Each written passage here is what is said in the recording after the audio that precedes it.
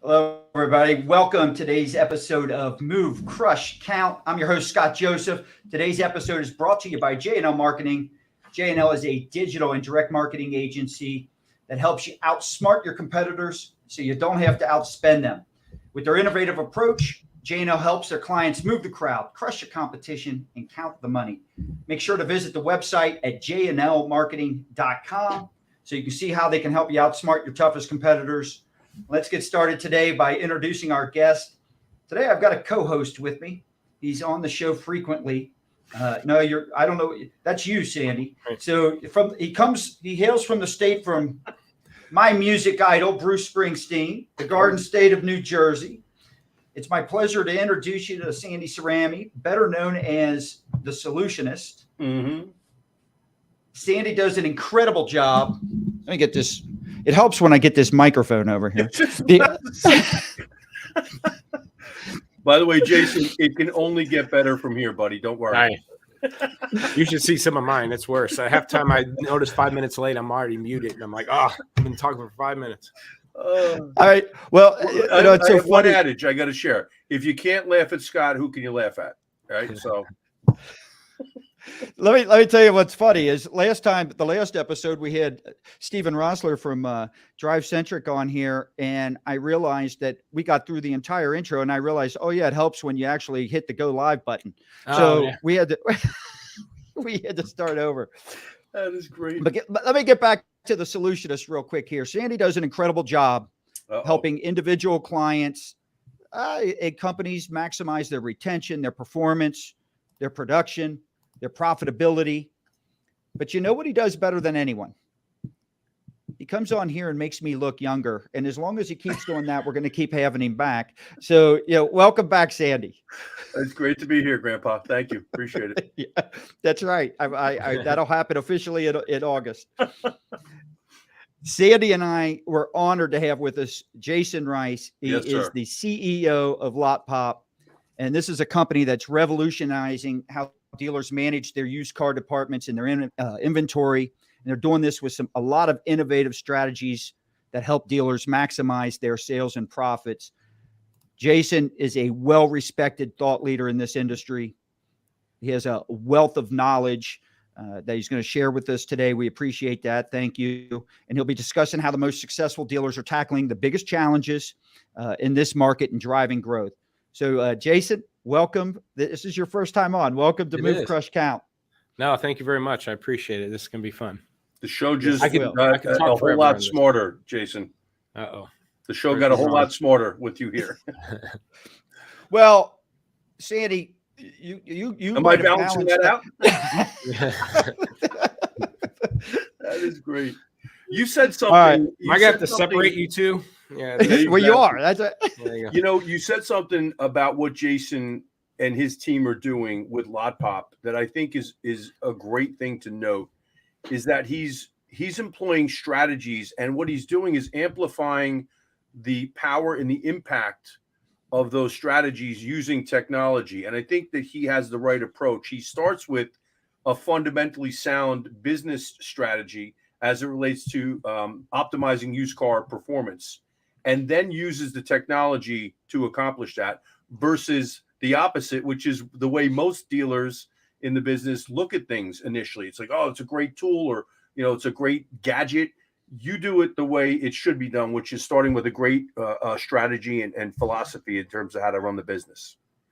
Yeah. And I'll do a shameless plug here, but I did do a WTF is my book, but it's called Work the Facts. To your point is, these are strategies that are factual situations on your lot. I bring that up because a lot of times we get tied up in the market data or what MMR says, and none of that, not that it's not factual, it's raw data, it's there in your face, but you can't control it. You can't do anything about it. I've seen cars listed online inaccurately. MMR auction data doesn't include like no sales. It doesn't include, the rental car companies driving up values. It's just I don't know the last time a dealer was able to take a car to the auction and get MMR. Usually it's less, other than when the period of time when cars are appreciating. So let's control what you can control. And that's basically what's happening on your lot. And so, great point. Yeah. So today we're going to do something a little bit different. Okay. And the reason we're doing that is a lot of our audience, not everybody's in the auto industry, right? So they're probably out there thinking, why in the heck should I be listening to Jasen talk about different ways to increase sales and profit for used cars? Especially if they're not in the industry, right?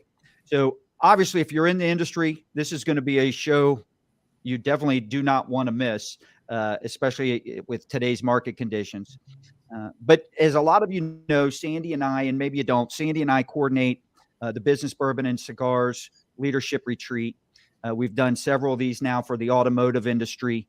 And what we do is we bring successful people together, leaders. They share their strategies, their experiences. It's all designed to help people grow. Today's episode, we're going to mix up the questions a little bit. So what we're going to try to do, once we kind of set the stage with the way the industry is right now and why this is so important of a topic, but we really want to simulate what we do at this retreat in terms of the mastermind breakout groups that we do. And it's a technique, I think, that can be applied to any business. Any business leader can use it for any business vertical, any industry, and it'll help them solve their toughest challenges or help them achieve their biggest goals. So whether you're in automotive industry or not, make sure you keep listening or watching, however you're consuming this. Get your notepad out, your remarkable tablet, start applying these questions to your own business. And just so everybody knows, this is being shot and streamed live right now through YouTube, Facebook, and LinkedIn. Some of the comments we get depends on if you gave permissions or not. Some we do not. So if we don't get to any questions or don't get to your question on the show, it's just because it didn't come through, and we'll have to go on the social channel that you were communicating with us after the show and communicate then. Mm-hmm. So let's dive in. So, Jasen, just so people are familiar with the challenges today, let's set this stage in the current marketplace, kind of explain why optimizing used car sales and profits is more important now. And maybe that means you talk a little bit about how the used car market's changed in the changed in recent years, and how this is impacting dealerships and what you see kind of moving forward in the next 6 to 12 months. Used car market, I think it's going to be, I wouldn't say the toughest. It's going to be tricky for a while. Because again, we came through a phase where the values were so high and cars were actually appreciating. That's no longer the case. They're depreciating. Matter of fact, Facebook a couple days ago, I shared probably 6, 7, 8 cars, anywhere from an F-150 to Honda Pilots that have been reduced anywhere from $3 to $10,000 since November on their retail pricing.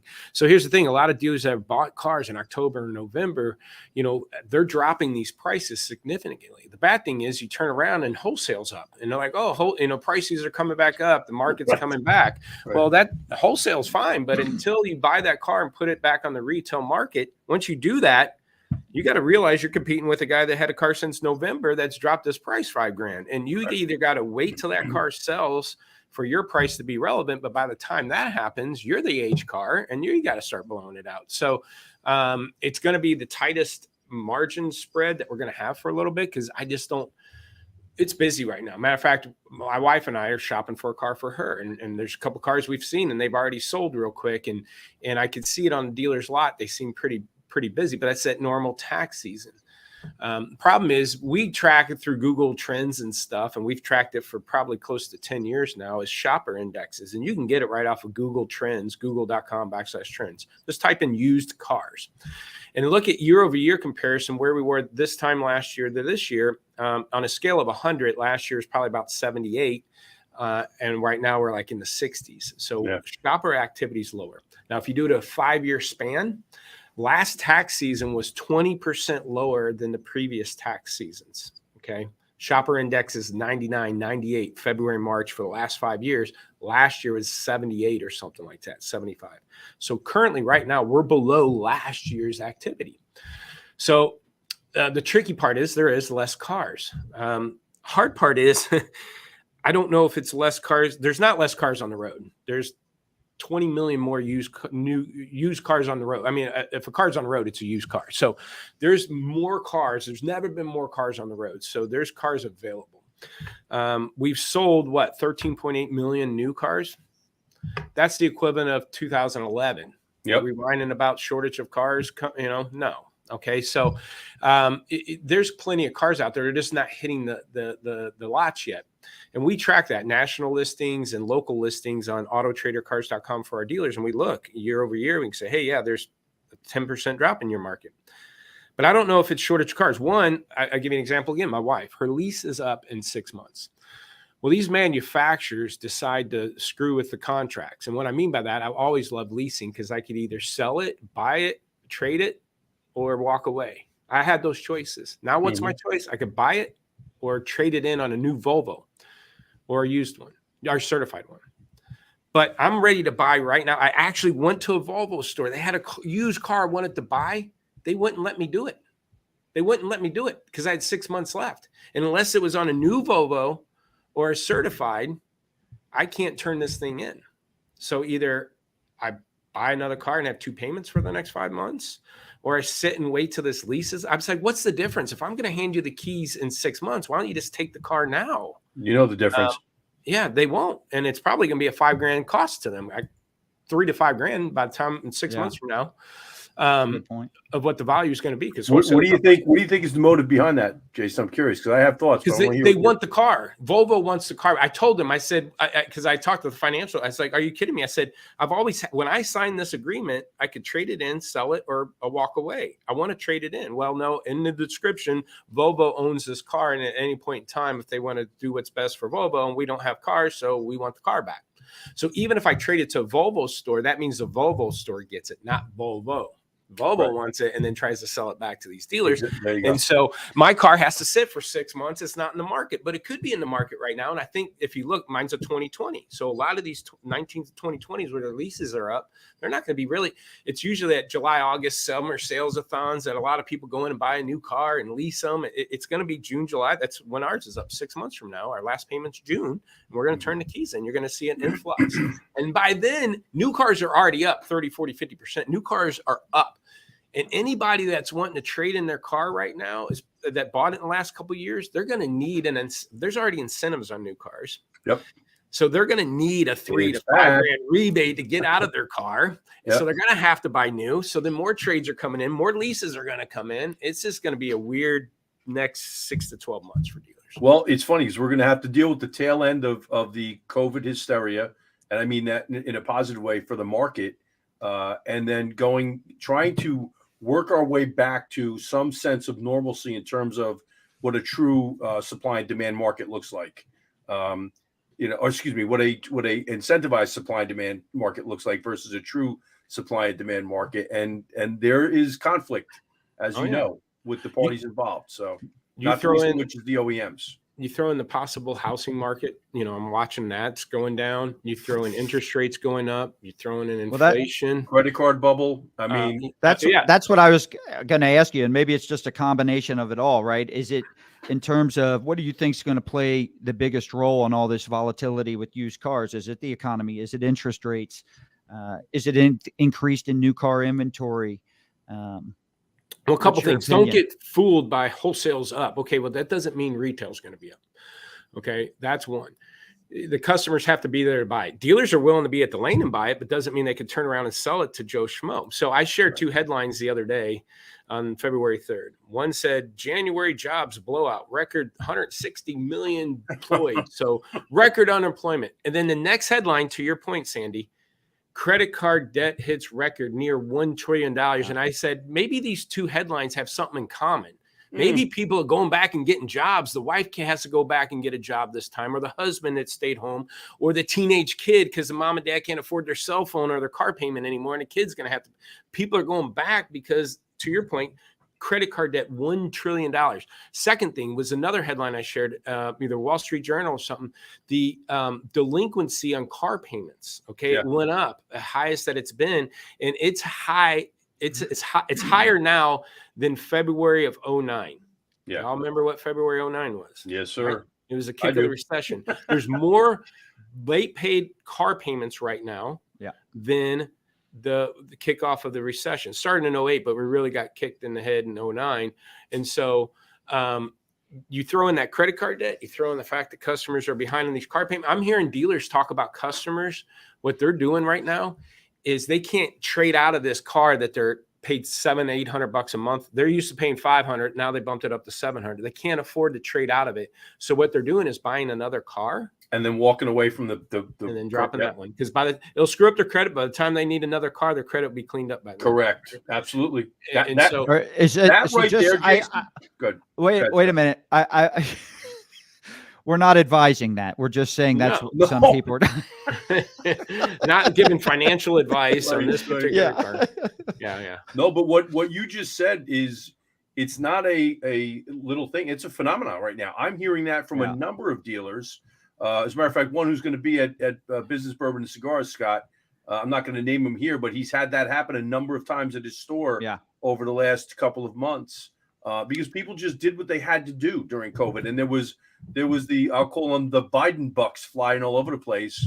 And so people did what they had to do and figured out they could cash flow it for a period of time. And now they've figured out the next, life hack as it relates to the car. It's funny, Jason, when you referenced the credit card issue and people going back to work, Scott recently pulled his 12-year-old or 13-year-old, 12-year-old Sophia out of school and forced her into a YouTube channel to try and drive some more revenue to the household. Correct. Because his credit card bills are getting out of control. Yeah. Her subscribers, she outnumbers me. So she did it in 6 months. That's what's incredible. It's Incredible's right. Yeah. So Jason, let me ask you, what inspired you to really develop this, to start LotPop and develop this unique approach when it comes to used car inventory management? Well, I'll give you a snippet of my career. So I started selling in 97. And within 6 months, we started this internet thing. So I was selling cars off the internet in 1998. And for 8 years on the retail, and I either cut my teeth, I either sold internet leads or I ran internet departments. Then I ran into Dale Pollock in 05. He had a tool called Empower Auto. Dale Pollock created what you now know as V-Auto. But when I joined him, it was Empower Auto. And he knew, used car and internet go hand in hand. It's process driven. And so for 8+ years, stepping into thousands of dealerships with used car managers, the reason why I stepped away, one was on a personal reason. I traveled so much and I had a young family. I just wanted to get off the road and be a better leader at church and home and so forth. But the other thing is that I'll go into dealerships all the time, and that manager is getting pulled in 20 different directions. Let's talk used car manager. They're coming in, they got a heat deal in service from a customer who bought a car a week ago. They got a salesman calling in sick. They got an appraisal waiting for him. The auction's calling him about a car that he's trying to put at the lane or whatever. And in the meantime, he's trying to work the first deal of the day. And then I'm a V-Auto rep going, hey, you need to worry about your photos and your descriptions and your pricing and this metric and that metric. And they're like, yeah, I know, but I just don't have time. And they're too small to get a used car director and then to hire an assistant. How do you hire or fire? So I said, you know what? I know what it takes to be a good operator. I know what you should be paying attention to. Why don't I do that for the used car manager? And then we'll meet every week. Because I didn't want to be a consultant and just go out because a consultant, I'm going to have to find a new gig all the time. I'd have to be on the road. So I said, how about every week we'll meet, I'll track all the data and do the stuff you should be doing, but don't have time to or don't know how. And then we'll meet up every week and go over what's working, what's not working. So 9 years later, here we are. 7 years of just Google Sheets and everything else. We converted to this a software tool. But going back to my internet years, we combine the lead inventory management with lead data now. And doesn't matter your inventory, V-Auto, VenQ, Max Digital, and CRM, eLeads, DriveCentric, whatever. We combine these two to, again, it's called Lot Walk, because they do a physical lot walk every day. They make sure the customers are and cars are standing tall in their lot, but the virtual lot is two separate silos. So it's real important for me to realize after 25 years of doing this, how come these two worlds haven't been combined? We've had a digital virtual lot for 25 years, meaning our website and our leads and our customers, but yet we couldn't manage them together like we do on our physical lot. So it's just kind of been 9 years of just massaging all of this. But again, the biggest purpose was just to help these guys that needed more help, or gals that needed more help, but just didn't have the manpower or the time to do it all. Just streamlined it. And we just point out the problem. Again, going back to work the facts, if you're heavy in pickup trucks, let's isolate pickup trucks, figure out what trucks are not working on your lot, figure out if you have leads on those trucks, and then call an email, work those leads, and maybe do a price adjustment, but don't do the pricing yet. Let's figure out our problems first. Yeah. Yeah. So, all right. So we're going to do that. Actually, that's a good, nice little segue. We're going to dive into what we discussed earlier with the mastermind group sessions that we do. I almost want to pretend, and this is one of our topics. So it'd be great if for the people that are unable to attend Business Bourbon and Cigars to kind of get a little glimpse. The only thing missing is you're the only mastermind at this table. So so, the good news is all the ideas are going to be great because they're all yours. So sure, there we go. Right. All right, but we'll start off, if the goal is if we have a mastermind goal, right? And that is to increase or maximize, optimize used car sales and profits. Mm-hmm. Before we can do that, just to your point, we have to first identify what obstacles, what challenges, what barriers are keeping us currently from being able to do that. So I'm asking you today, what are the 3 biggest challenges, obstacles, or barriers that are keeping dealers from increasing used car sales and profits? One, I would say lead management part of it. More times than not, when we're finding an inventory problem, it's not due to pricing and stuff. We have leads, but the lead hasn't been followed up with. The leads on there. The other opportunities is taking advantage of the current leads or database you have. And one of the things that blew my mind, anywhere from 60 to 80% of their current active leads that they're calling and emailing and working are on cars that sold. Okay. So a customer submits a lead on an F-150, it sells 2 weeks later, and we're still emailing about, hey, you still interested in this F-150? Well, let's take that customer like we would on the showroom floor and take them and try to switch them to the Silverado. It's similar, same price point, less miles. Okay. We do that on the showroom floor, but we're not maximizing that. So again, doing those 2 things help you reduce the price reduction, helps you stop dropping prices to get more leads. Hey, sales have stopped. Let's drop prices and see if we can get more, activity going. You have a lot of, more times than not, that dealership has a lot. It's just, again, that it's this CRMs don't talk cars, and those things doesn't stick out. The other thing is, again, I think a lot of dealers, they've experienced through COVID, the 2 strategies that we try to teach dealers. One, the best time to make the most money on a car is when it's fresh. We all agree. Everybody would say, yeah, that's okay. Well, then do we want to increase or decrease the odds of selling while it's fresh? Or we want to increase it? Okay, by pricing it above market because it's a fresh car because you want to give it a shot. Are you increasing or decreasing? So one, we need to make sure we're doing everything we can to increase the amount of cars we sell fresh. And dealers seen that through COVID. Cars were flying off the shelves. And then the other thing is carry what you sell what you carry. You don't have to have 150 in stock to sell the 100.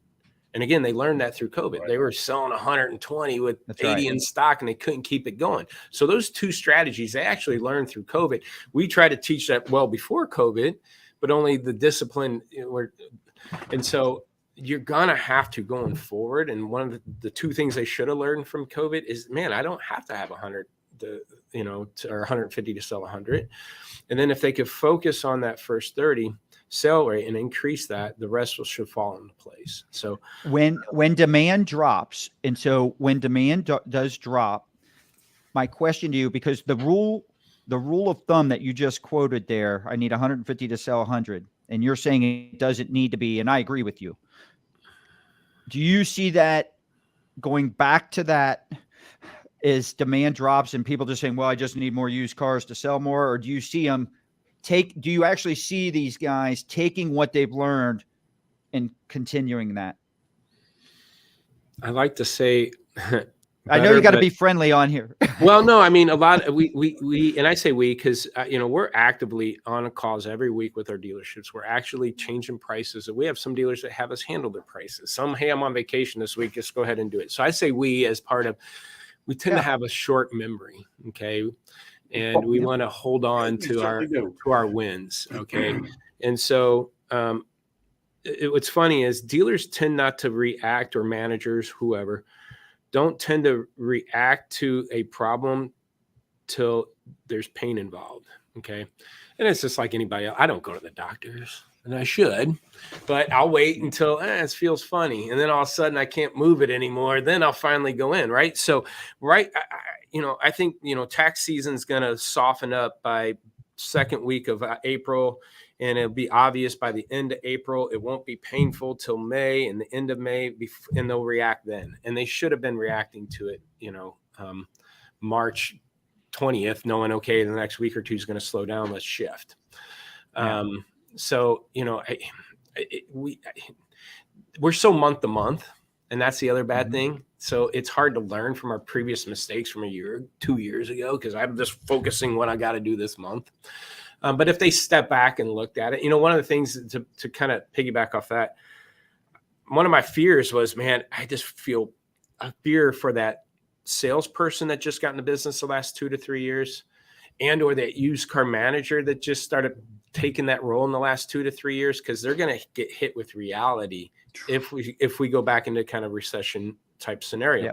But then I step back and go, well, no, really, you only know how to handle that recession type scenario if you've been around for at least 15 years, going back to 08, 09. So, and I just, there's been too many. The person that's been around long enough, I think, can understand that. The person that hasn't is going to have a hard time. And there's so much turnover in the car business that I think people, they're just going to struggle. Yeah. You talked about two things I think that are critical to understand. You talked about discipline and responsiveness, right? And so, there's the old adage, like the ones that are busy making the most money in used cars are doing it because most everybody else is trying to make all the money. Yeah. Right. And so they understand the difference, right? And the discipline to fight that urge to try and take all the money, if you will, versus how do I maximize and optimize the most inventory they can as quickly as possible and keep that turn velocity, super high, versus, I'm going to sit there and try and make all the money on my inventory. The other piece is you talk about the reactive nature, and we wait too long, 60 days, 90 days down the road, when we should have been responding at the moment we started to see it turning, or have the foresight to understand that, something different is coming around the corner. If we don't know at this point that what goes up must come down, we got to go back to the days when, we were sitting across from the teacher with crisscross applesauce, waiting for story time. I mean, like, if it goes up, it comes down. It's just the natural respiration of a marketplace. And you give great, sound, practical advice in terms of look at it now. Don't wait till it's a pain point, because by then all the pain is compounded over that period of time. It only gets worse and harder to correct. To your first point, one of the quotes I always say is the manager that tries to control gross by managing gross ends up costing themselves gross. And what I mean by that is a lot of times they try to manage the gross, going, I'll give it another week or two, or I'll get somebody on it. And they're trying to control the situation, and they can't. And sometimes they do. And that's what they remember. Back to your point, Scott, is like, I remember when we made $4,000 on that 90-day-old car, well, that's okay. So they remember that, but they don't remember the $20,000 they lost on the 20 cars that they had to wholesale, because that didn't get whacked to the pay plan. So the managers that try to control gross by managing gross ends up costing them gross in the long run, and that's just, you got to just, again, find that problem, isolate the problem, figure out what's causing that problem, fix the problem. And it's not that hard, but it is. All right. So out of those 3 top challenges, right? Barriers, issues, whatever we want to call them, obstacles. If a dealer could solve only one of the 3, which one, and they were able to overcome it, which one would have the biggest impact on increasing their used car sales and profit today? I would say they could solve it right now. We pass these out. First 30. If they can focus on the first 30 strategy, that would be the one I'd solve, because the rest will fall in place. And what I mean by first 30, try to get 60 to 70% of your sales in the first 30 days. If you can do that, that leaves very few cars to bleed through to the 30 to 45 bucket, to the 40 to 60. That's not much cars left over to bleed through. So if you can focus on the first 30, what sells in the first 30 days, the volume kicks in too, because all of a sudden, man, all my cars are gone. I need more cars. But it's a trickle down effect. Department, Jason, right? I mean, that's feeding parts and service and also new car finance as well. So Yeah. And so, yeah, it touches every department. That means that my transportation has to be sharp, my service, my parts, my detail, my photos. If I'm getting leads on cars, I got to get those communicated and get them going fast. And so it impacts every department if you just do that. To shoot for 60. And if anything, in your inventory tools, you should be able to I would pull the last 2 weeks of your sales and see what percentage of those sales are going out in the first 30 days. Try to get it to 60 to 70% and do that every week. Pull that number, pull it every week, and then see where you're at. Pull it and then figure out what's causing that problem. You know, what's stopping me from doing this. It's a great strategy. All right. So let's talk about how we'd measure success. So let's say you got a client and you're meeting them. They come on board with you. What are the key metrics that you in order to be successful, to be able to say this dealer is moving in the right direction or is succeeding at a high level? What are the top metrics that you look at that without this is what's most important in saying we're successful at what we're doing here? The two metrics the first focus point of the first 30, what percentage are there? And then the other is the volume and what I call true turn. Okay. So some inventory tools will give you a turn of your inventory based on the average age of your current inventory. Yep. I could just have a good aging policy. I did that. I'd be like, hey, your turn's at 12. You got 100 cars. You're on pace to sell 100. And they go, no, we're selling 70. All they have is a good aging policy. They just keep cars not going past 60. They move them on. And their average age of inventory is 30 days. So it's 12 turn, even though they're not turning 12. So what I mean by true turn would be take a look at what you sold. I like 2-week windows here because I don't want to go 30 or 45 days back for a supply. Yep. So take the last 2 weeks and let's say you sold 50 units and then times it by 2. That's 4 weeks or a month. So you've sold 50 in the last 2 weeks. That puts you on pace to sell 100 and you have 150 in stock. So, and only 40% are going out the first 30. Okay. Well, let's increase the amount of cars going out the first 30. In order to do that, I probably have to have 60 to 70% of my inventory in the first 30 to sell 60 to 70. So I got to clean up some age, recycle it, put in fresh cars. Don't try to hold out on these fresh cars. Well, I'll mark these up because I'm taking a beating down here and try to offset it because then they're just going to bleed. So those two metrics, get that fresh sale rate up and then figure out your volume part and look at the last 2 weeks times 2. So if you have 100 in stock, you sold 50 in the last 2 weeks, that puts you on pace for 100. That's a true 12 turn. And if it drops off over the next week, you peek at it and you're down to 35, that's only 70 with 100 in stock. Okay, what happened? And then that's, again, where you got to figure out what that is. But those two steps, volume times, last 2 weeks times 2 and the first 30. Going back to the first 30, in our last mastermind, the leadership retreat we did, it was all about, the first mastermind topic breakout session was on acquiring used cars, which is still critical. But I think that shifted to your point, which is acquiring the right used cars. And when I hear your first 30 and trying to sell 60 to 70% of the cars within the first 30 days, that's also telling you could probably look at those insights in that data and say, well, this is the majority of what's selling. So when we're acquiring more cars, we need to acquire those. It seems like it would be easier to sell 60 to 70% of our cars in the 30 if we kept acquiring more of the vehicles that people were buying in that time period, right? Yeah. But here's the thing. Not that I don't like talking about acquisition. There's no well that I can point you to, okay?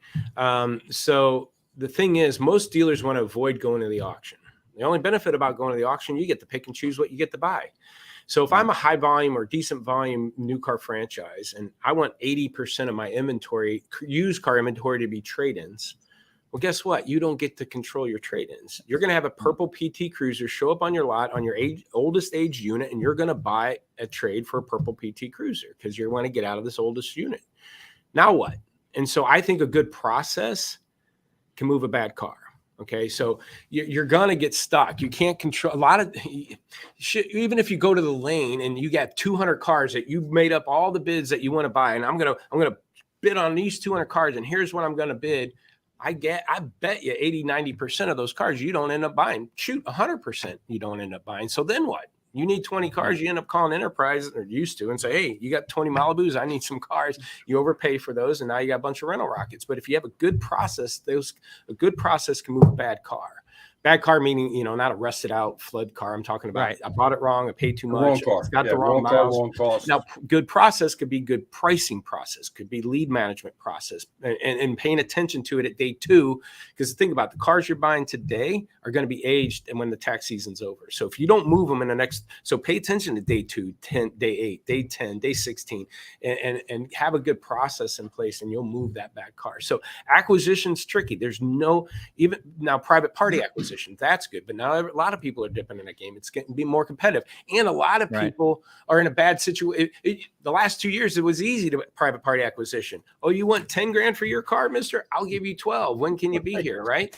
And that was easy to do. Now you're calling them up and go, you want 15? The thing's worth 10. Good luck, but I'll give you 11 maybe, you know? And so that's going to be a different conversation for dealers to have. And that's, well, I think, hold on here. I think people have been talking about this for years, so this is not a new thing, but service to sales in terms of working your service lane, the benefit that you have that say these new businesses that are competing against private selling is, you know, a lot of times the financial data on these clients. So if they're a client that you sold, you have the ability to go in and say, can you improve their situation? Did they buy it within the last 2 years to where maybe they're going to struggle getting out of it without some type of strong incentive? So does that become more important of an acquisition strategy, even more than it used to be? Well, you mean the customer's financial situation on that car? Well, out of the service, in other words, working that even harder and paying more attention to that, because there you can pick and choose if you wanted to. Yeah. I mean, you're going to want to work your service drive, private party acquisitions be the 2 focus areas, and then go to the, you know, obviously trades first. You know, make sure your trade process is tight. Make sure your service acquisition's good, private party acquisitions, and then fill the holes with some wholesale renter callers if they come back around. But yeah, I think the financial situation of customers, especially if they bought in the last 2 to 4 years, is going to be the biggest struggle, and that's where you end up having to probably put a lot of people on a new car, but hopefully now you get the trade. And again, the new cars are probably, with inflation, offer some special interest rates to make it more appealing. I mean, again, we're buying used cars and we're in the 5s and 6s, which we would probably been in the 2s or 3s or 4s, you know? And so, correct. If they offered a 2.9, you know, on a new one and a $3,000 rebate, I think was it just the Chevy store I just had here? I thought they had rebate and incentive right now, like $1,500 and 2.9 or something, or maybe a 3. We talked earlier about not repeating some of the things. And what did we hear during COVID from every OEM? We're not going back to these incentives again. We don't even have full inventory yet if we're already there. I mean, you got to step back and think about it. They've got these huge facilities. They got the huge staff. Correct. They have to put these people to work and use these facilities. So that means they got to build cars. Now, they might be able to control a little bit better with fleet and maybe, you know, fluctuate and put more in the fleet. But then again, that affects the used cars. But they're going to be putting these cars on these dealers' lots, even if they're not flooding them with it. If the market's not there because we're in a recession and people can't afford to buy cars, these cars are still common. It was just like the recession. We only sold 10 million new cars back then, you know, 10 or 11. And so, you know, they still got cars put on their lot because they didn't want to have to, you know, lay up. But eventually those cars came back into the market. But yeah, I think they're going to keep these cars coming. They want to at least get back to some of these levels. And think about it, the Ford or the GM and Toyota battle. You know, Toyota was number 1, now GM, and then, you know, they went back. The GM's in the United States, but Toyota, the world, and you got Volkswagen dipping in it. So they're going to want that crown. And then Ford, you know, and the only way they can do that is with some volume. Yeah. The bad thing is, and that's the other thing why incentives are going to have to come. A lot of these cars are bad cars, meaning they don't have heated seats. They got everything but heated seats, or they got everything but a roof, or they got everything. They don't have the right active steering because and so it's like, all right, well, sorry, it's $100,000 Denali, but without adaptive steering and heated seats, but we'll give you a $4,000 rebate to make, you know what I'm saying? They're gonna, you just hit the nail on that, right? Like that's exactly it. It's going to be, here's the influence of the incentive on the purchase decision for the end user, and it's going to impact dealer behavior as well, because the dealer is looking at it as a tool to retail a vehicle. Whether or not it's going to be exactly what the prospect is looking for is immaterial. It's a matter of, does the math work? Yeah. At the end of the day. And with a shortage and people wanting that car, they were willing just to go ahead and buy it without it. But Sure. if there's 15 to choose from now, and one has the roof and nav, they're going to pick that unless the other one's discounted significantly.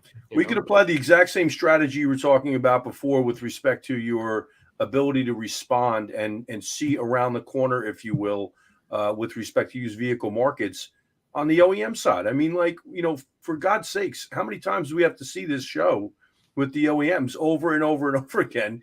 It's, it's just amazing to me how what's old is new again, and never is an awful damn long time, fellas. And so when I hear, over the last years, we're never going back to incentives, I used to laugh. I say, what are you guys talking about? You think this is going to go on forever? Come on. There's a 0% chance they're not going to try to outcompete and outsell and gain market share. Think about let me ask you. The old dealer groups of the days gone by, guys. You remember, like, if dealers all get together and say, okay, we're going to hold the line on the ad car, and the first guy to get out of the room was on the phone with his GM saying, all right, listen, here's the deal. We're going to put our ad out. It's going to be a nickel less than everybody else. It's like, wait a minute, Sandy, I don't know. That's called price fixing, and I have no. I'm talking about the 70s. Been a part. Talking about the 70s. In the 70s, we called it price adjusting. Yeah. April Simmons has got a question. So also, now that we have new cars to sell, we have trades to take in. How is online presence for trade, meaning the offer the customer sees before they talk to you?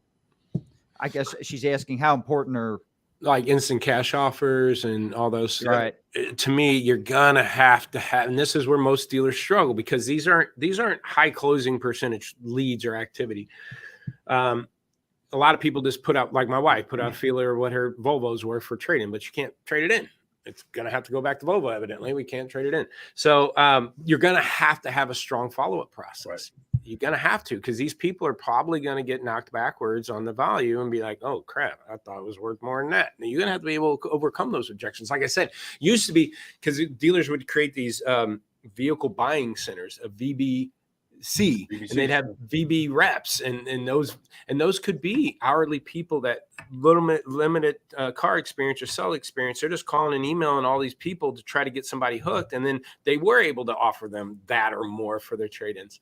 If the values drop, that conversation has to be a whole other you're talking some good sales skills here to say, hey, I know you owe 15 and you want 15, but it's only worth this, and if you really need to get out of it, what's your payment?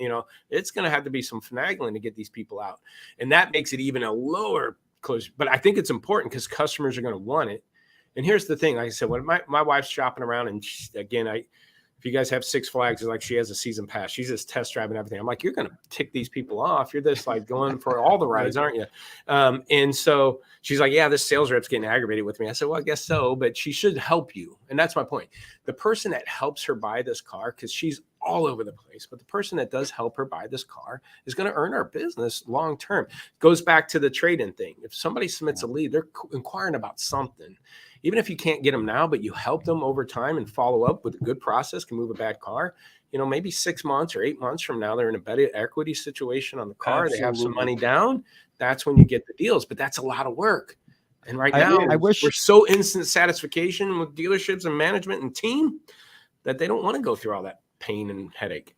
That's playing a short game. And I tell you, Scott, it gets you in trouble. It's any industry. So I think really good salespeople, really good executives understand what you were just talking about there in terms of working for the sale, providing that superior experience, support, going above and beyond. When we just take this business bourbon and cigars thing and we have to do site visits.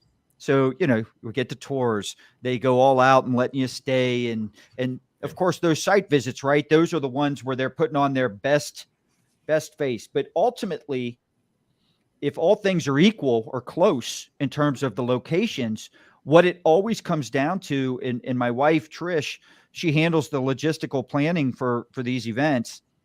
It comes down to the sales rep and which one, especially on the follow-up, goes above and beyond and makes her job easier because, and there's nothing worse I will tell you this. We've been to different cities, and like literally where we might go see 6 or 7 spots, Jason, and all of a sudden you're like, you know what? This sales rep was head and shoulders above everybody else in terms of like really making our stay nice, but the follow-up in the follow-up prior to our visit and after.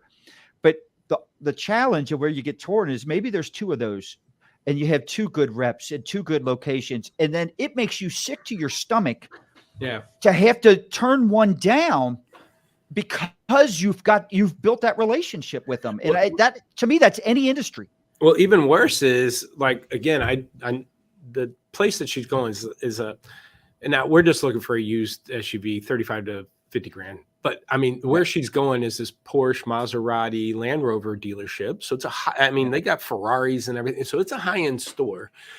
And the girl's getting frustrated with her. And my wife sees that. The problem is I almost feel guilty, almost like I have to buy a car from her because my wife's putting her through so many hoops. But the thing is, if somebody actually, if they don't end up having it, we won't just settle just to get her a commission. But it makes me feel bad because of that. And my wife almost said, I just need another salesperson.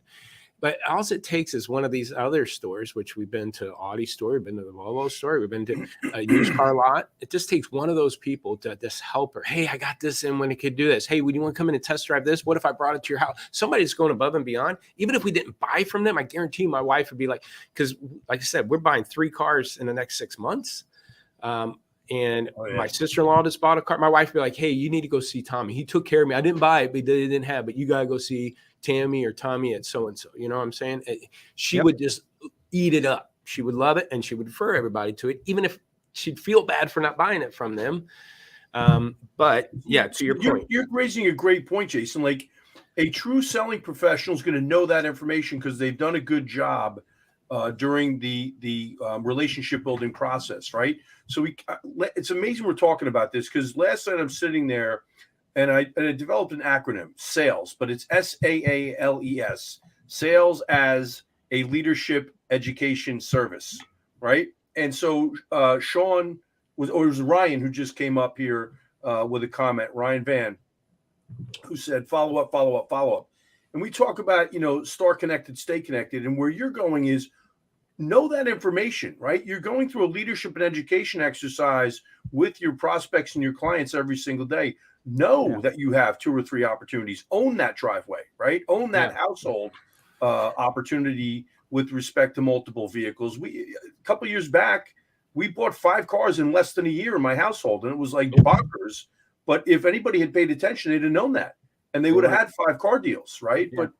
But the sad reality is that we're not taking enough time to educate folks, and I think that's going to be even more important. To your point before about how do we deal with these massive drops in vehicle valuations, especially folks that purchased a vehicle over the last 2 or 3 years. And it's not going to be a $14 an hour, quote unquote salesperson. It's going to be somebody that's got some seasoning, some smarts, and knows how to lead and educate the prospect through that process. Let's go back to this switch opportunities that we talked about. 60, 70, 80% of these leads are on cars that sold. And we, on the showroom floor, we would not walk away from that. Hey, that car sold. And walk away. We try to switch them, but we don't do that in our CRM. It's just not a way to do it. But here's the thing. Like I said, my wife submitted a lead on a X6. Well, she's also looking at X4. She's looking at Mercedes. She's looking at a Porsche. She's looking at a Volvo. She's looking at Audi. She's looking at. So if she submits a lead on a car and it sells, they give up on her. And be like, well, no. If you got a black and tan Cayenne, she'll be there tomorrow to drive the dang thing. Why do you think that is? Again, going back to that's a lot of skills to switch from bad habits, and it's bad habits, poor skill development, and bad habits. Right? Did I tell you about the football experience I had? No. So it didn't involve a monkey, did it? Just right. Let me see. Right here. Where am I at? Right here. Travis Kelce. Yep. Okay, I'm in Kansas City. We're in the Super Bowl. Last Saturday. First off, this show's over. All right. I'm a Bengal fan. So at least you're not a Philly fan, right? So here's the thing. Oh yeah, we got to see them flapping their arms all over the place. Yep. So get this. You'll appreciate this, Sandy, based on what you're just talking about too. Last 2 Saturdays ago, when we're in the playoff game started at 3:30. We're actually having people over at the house. We had to pick up food by 3. All morning long, we're sitting on the couch. My wife's on the chair in the living room. I'm texting her, hey, look at this car. Hey, look at this car. Hey, look at this car. Look at this car. It got to be about 12:30, 1 o'clock, and we go, hey, do you want to go drive that? It was a Porsche Cayenne at an Audi store that was only 20 minutes from our house. This. Yeah, you posted about this. So so I look at my wife. I said, you want to go drive? She said, you think we have enough time? I said, I can get out of here in 10, 15 minutes. We'll be there by 1:30, drive it till 2:30. We got to pick up the food by 3. Fine.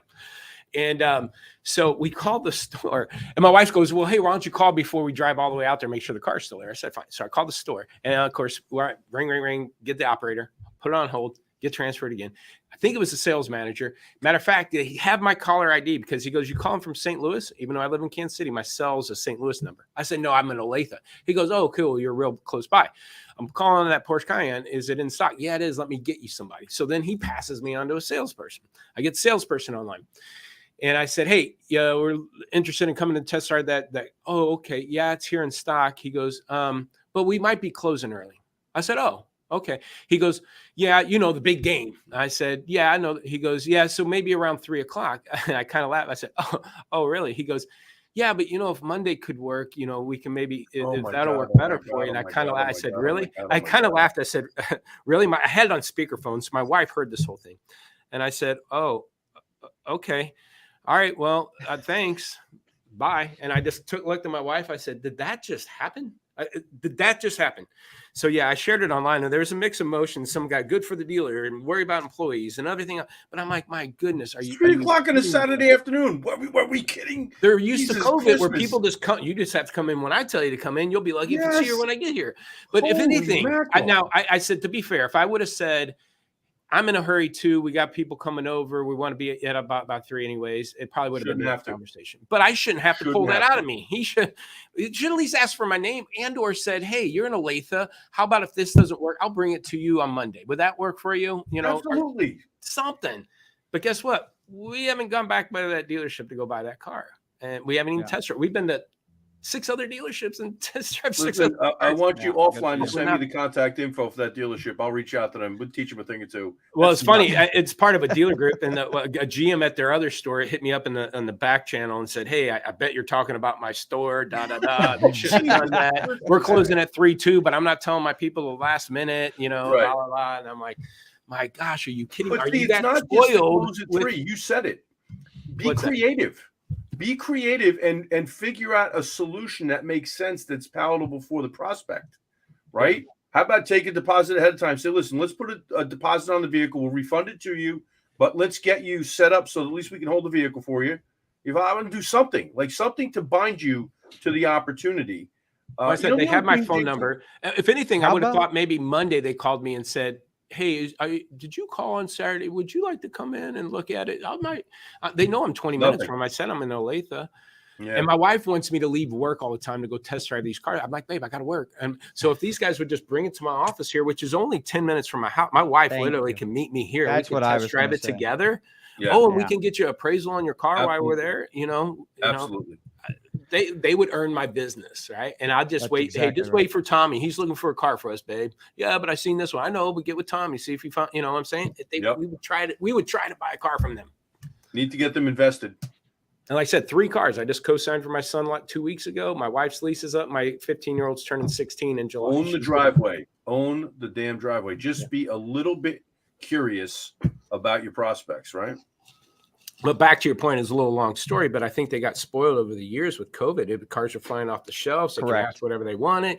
They even reduced their hours from 8 o'clock down to 6. And like, you come in when we're, so yeah, it was just amazing. I'm like, wow, you guys must have a record month going on and not worry about any sales. Because back in 95, 96, we were taking purchase orders on used vehicles that we didn't have in stock. We would just develop what we called a vehicle profile, and we would try and get as close as we could to the vehicle profile with a refundable deposit back to the prospect at that point in time, and we would go and try and back into a car deal. All right, and we weren't always successful, but we were successful more than we weren't, and we took people out of the marketplace because then they knew at that point, well, I've got a commitment, they're looking, and we had 72 hours to find them a vehicle.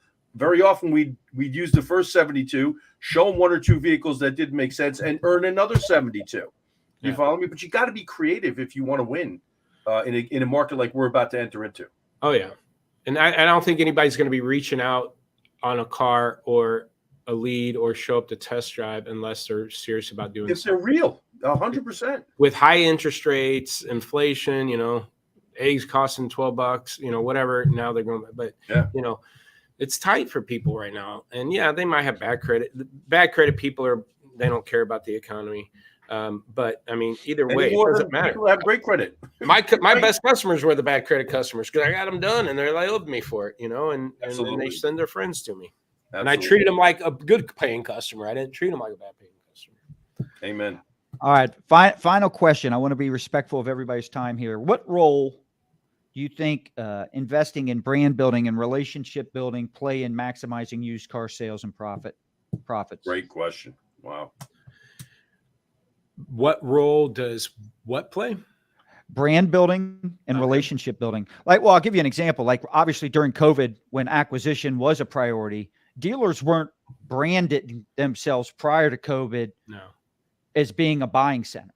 Mm-hmm. Right. Well, they all started doing it during COVID when they were desperately, just to your point, right? Once desperation hit, all right, we better start doing that. Well, branding isn't built overnight. So how important is that? I think, obviously that's a big part. And that's the borderline of, I think, like videos and video walkarounds and offering that stuff social media wise and getting out in front of these, hey, fresh trade folks excited about this car, come take a look at it, throw a video out. And that's why I say it's a fine line. Some of these dealers will or will not let their salespeople handle that stuff themselves, or if they got to do it through a channel and make it hard or whatever. But also like reviews, it's huge, make sure, because that's another thing my wife's looking at. Hey, this dealer only has a 4-star and this guy has a 5-star, and which one? Third-party validation. Yeah, third-party validation. So I think branding and putting that inventory and people out there are really, really big. To your point about acquiring cars and marketing that, and I think that rolls into just back we were talking about the service drive and letting the customer know that they could sell their car if they're interested, why they're at the dealership. They don't know that. Matter of fact, I'm ashamed to say this. I hope you didn't hear. My oldest son, who actually works in my office here, he bought a car from a Ford store or used one. He didn't realize he could take his car to a Ford store to get an oil change. Wow. He thought they only did. I'm like, he thought he had to go to like a Jiffy Lube or do that. Go to Google and type in oil change and see what you get. It's not a dealer. Right. So I should tell you, that's all he knew. I have to do a cheap plug for our sponsor, J&L Marketing. There is a way to market that in such a generic, when someone does a generic search you can, well, church is always on my mind, Sandy. I know that's a foreign word to you, but well, Scott, the closer you get to the casket, the more it stays on your mind. That's right. So, in terms of search, that allow dealers to compete with the Jiffy Lubes. And that's what it talks about from an innovative strategy to where you're regardless of the hundreds of thousands of dollars a national brand like that might be spending and can afford to spend on generic stuff. Dealers can compete with that, but they got to have the right strategies in place. But get to your point. Let me go ahead and finish that. Well, my point, I mean, that's the thing. That's his world. He's 31. And I'd hate to see what my 24-year-old son's world's like, but he grew up Googling stuff and whatever popped up, that's reality. Right. And no dealerships popped up. Oof. I didn't know I could take my car to Ford store. I'm like, you got to warrant, you get to take, because the only reason why he knew that was part of the, when he bought it was part of the package of free oil change for like a year. And he's like, I didn't know I could take it. It's cool because it's on my way home. I'm like, how's that not happen? So you know what? That's a great point. And Scott, by the way, I want to give you third-party validation because some of my clients have used the exact J&L strategy and campaigns that you guys build out. It works. Okay. And there is a way to make sure you're capturing that market. And when you've got margins that, parts and service wise represent floating head. That's funny. Yeah. The black. I'm an ethereal being. That's why I'm an ethereal being.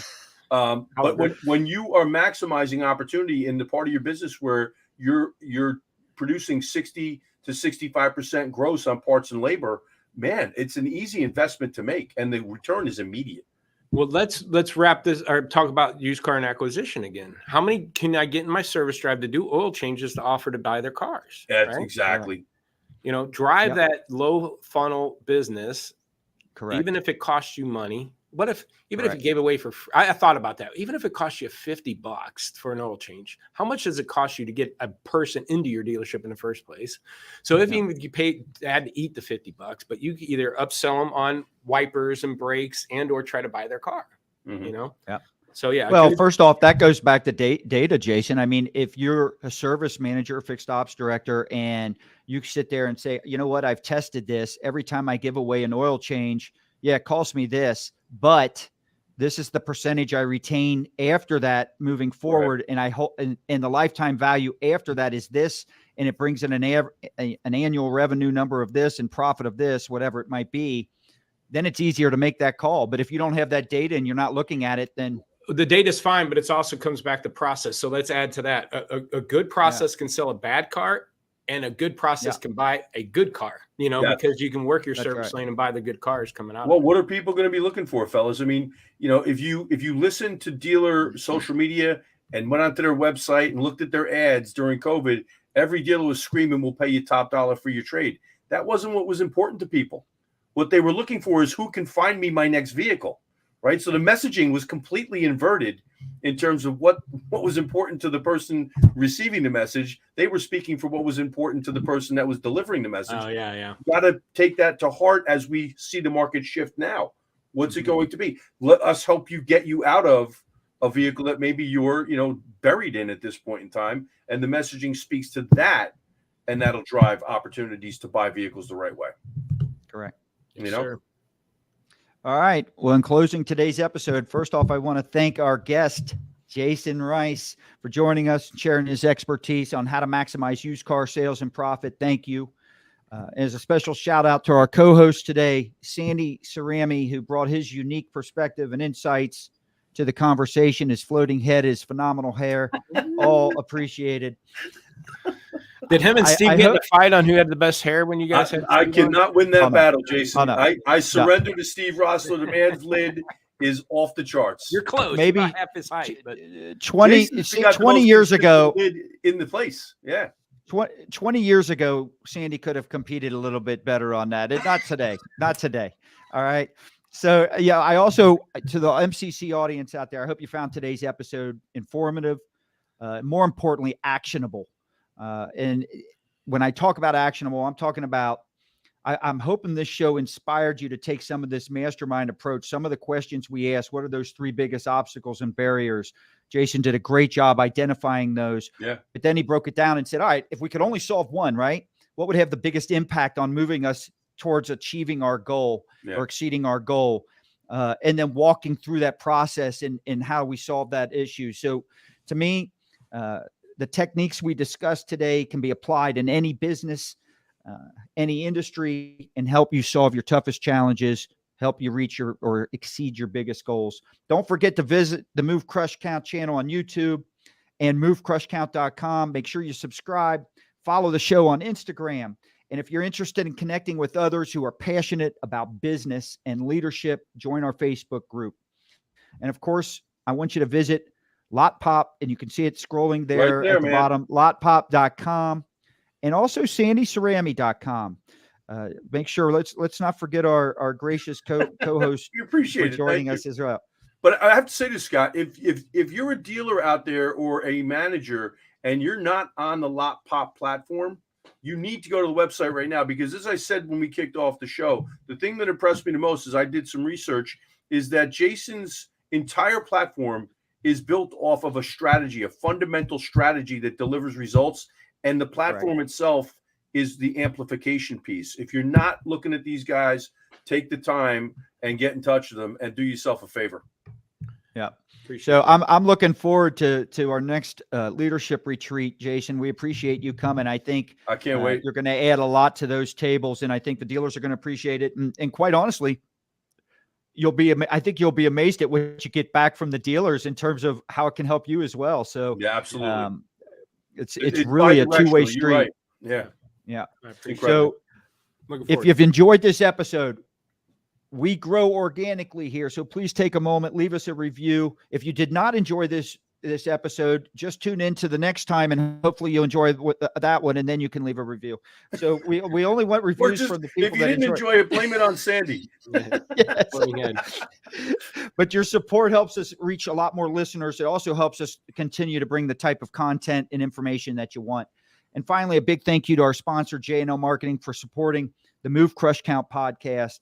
If you're looking for a partner that'll help you outsmart the competition so you don't have to outspend them, be sure to check out J&L Marketing. That's jnlmarketing.com. And that's a wrap for today's episode. Thank you for joining us and sharing this time with us. Until next time, keep crushing it.